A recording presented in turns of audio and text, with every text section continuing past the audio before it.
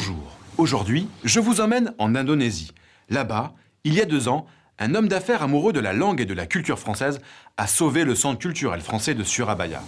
Faute d'argent, le centre culturel allait fermer jusqu'à ce que ce riche francophile propose de l'héberger au sein de son centre commercial. Aujourd'hui, le centre culturel, devenu l'Institut français de Surabaya, revit comme nous l'explique son ancien directeur Christian Kojak.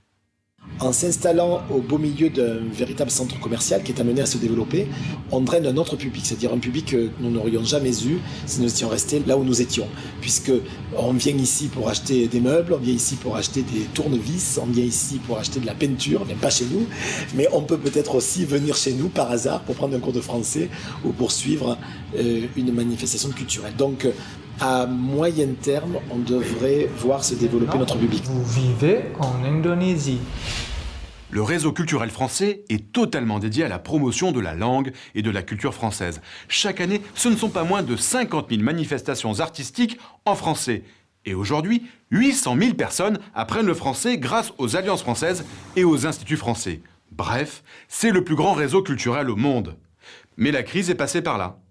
Et là aussi, il faut faire des économies, ce qui veut dire réduction de personnel, voire même des fermetures de locaux. Et ce, alors même que d'autres pays imitent le modèle français et ont bien compris l'intérêt de voir leur langue apprise partout dans le monde pour renforcer leur influence.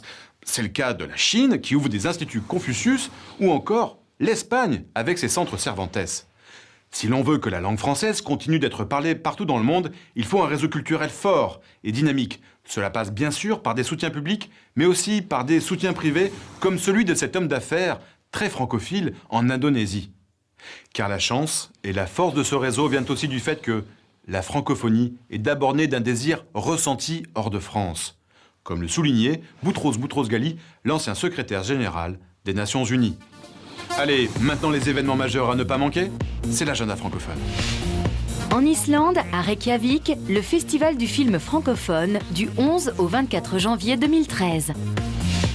En Australie, à Saint-Kilda, le festival So Frenchy, So Chic, les 20 et 21 janvier 2013. En France, à Vaux-en-Velin, Un Point c'est court, le festival du film court francophone du 12 au 19 janvier 2013.